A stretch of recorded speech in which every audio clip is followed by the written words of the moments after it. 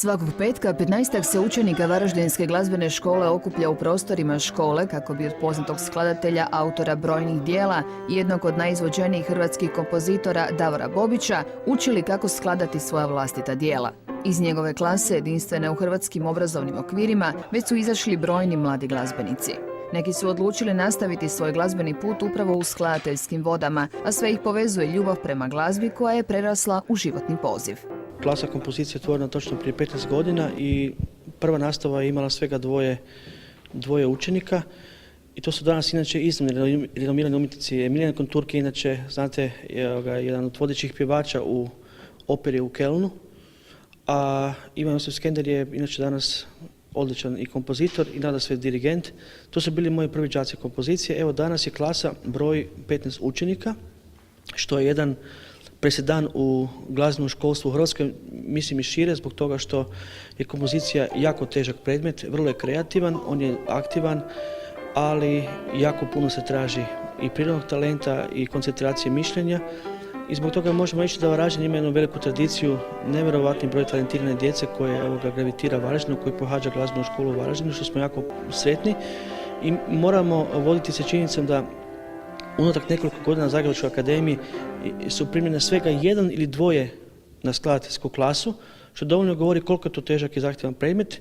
I na neki način možemo biti zaista sretni što ova djeca koja zaista pokazuju nevjerojatno dar i sklonost ka pisanju glazbe, što upravo imamo u našoj školi. Zbog toga možemo reći da naša škola je posebna u hrvatskom glazbenom školstvu i ja vjerujem i neki način svi skupa priželjkujemo da ćemo napokon dobiti jedan visoko glazbeni studij, jer mislim da je Varaždin kao jedan grad od posebne kulturne važnosti sa najstarijom glazbenom školom u Hrvatskoj to i zaslužuje.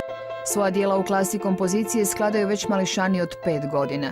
Riječi pohvale za svoje učenike profesor Bobić ne štedi. Opus ovih malih i mladih skladatelja veći je i poveći, posebice onih koji su u klasi proveli više od godine dana.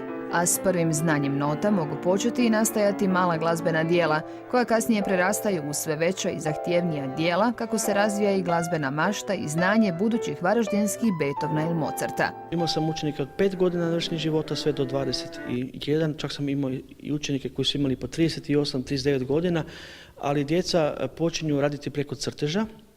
Znači, preko crteža počinju raditi prve skice za glazbu. To su ona najmanja djeca od 5 do 9 godina.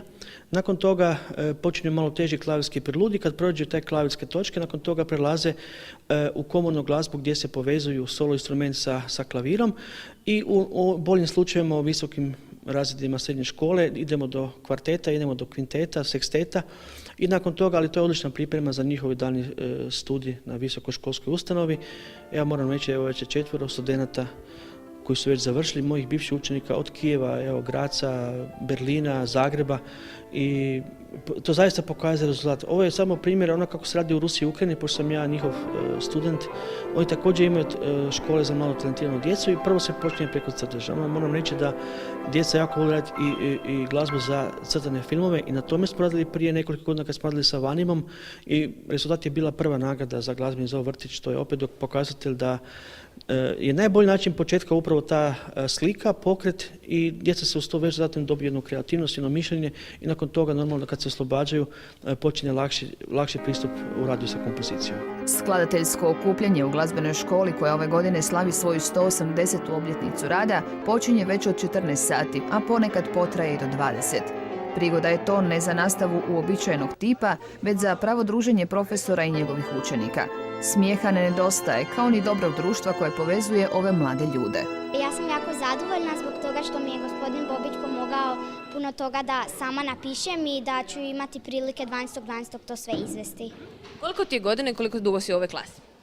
U ovoj klasi sam, ovo mi je sada 2. godina, a inače klavir sviram 5. godinu sada. I što si ti sve sama napisala? Napisala sam Ružu za violončelo, zatim Etidu u C-duru koju sviram solo i još su tu 2 kompozicije San jednog oblaka i Na tužnim valovima koje nažalost neću svirati na koncertu. I reci mi ti, otkud ti inspiracija zapravo za sva ova tvoja dijela skladateljska? Pa ne znam, počela sam sama nešto pisati i onda me profesorica pita da li želim doći u kompoziciju za gospodinu Bobiću. Ja sam pristala i od onda sve super ide i gospodin Bobić mi puno pomaže da moja djela još budu savršenija. Kako je društvo? Pa super, evo tu se zabavljamo. Tu je moj prijatelj iz razreda i super je. U klasi sam profesora Bobića od kad sam došao u Varaždin, to je evo već godina dana, znači 2. i 3. razred. Puno smo stvari zajedno napravili, puno stvari zajedno naučili.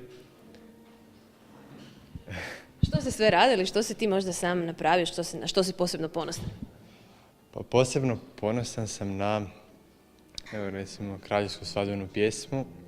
To je tekst na Psalam 45. iz Starog Zavjeta, koji će se isto izvoditi 12.12. On je meni poseban zato što je posvećen mojim dobrim prijateljima, profesorima, Predragu i Lej Šantek, do povodom njihove obljetnice braka. Pa je tako, znači, glazba nekako povezana sa jednim običnim životnim radostima koje uljepšavaju svake naše trenutke.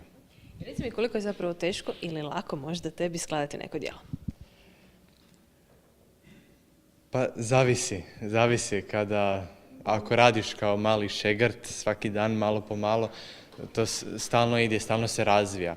Sada zavisi ako je sada nekakva velika inspiracija, onda to samo ide od sebe, onda se zna dogoditi da po cijele dane pa i noći neprospavane pišeš, da samo djelo dolazi, stvara se kroz jedno vrlo kratko razdoblje, a nekad kroz jedno duže, ali kvaliteta je tu. Marko i Margareta imali su najviše hrabrosti stati pred našu kameru, no drugim polaznicima klase kompozicije profesora Bobića hrabrosti neće nedostajati na koncertu 12. prosinca u 19 sati u koncertnoj dvorani glazbene škole, kada će mladi skladatelji svojim prijateljima, roditeljima i posjetiteljima koncerta predstaviti svoja djela. Biće to proslava 15 uspješnih godina rada klase, ali i prigoda da se predstave notni zapisi onih ponajboljih djela.